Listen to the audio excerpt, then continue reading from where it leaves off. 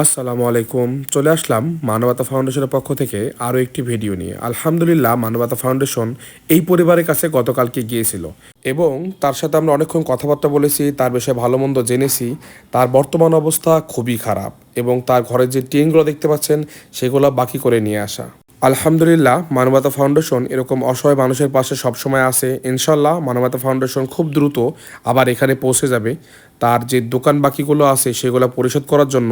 এবং আমরা তাকে জিজ্ঞাসা করেছিলাম তার সরকারি বৃদ্ধ ভাতা আছে নাকি। সে বলেছে তার একটি মোবাইল ফোনের দরকার, যদি একটা মোবাইল ফোন তার কাছে থাকতো তাহলে সে সরকারি বৃদ্ধ ভাতা পেত।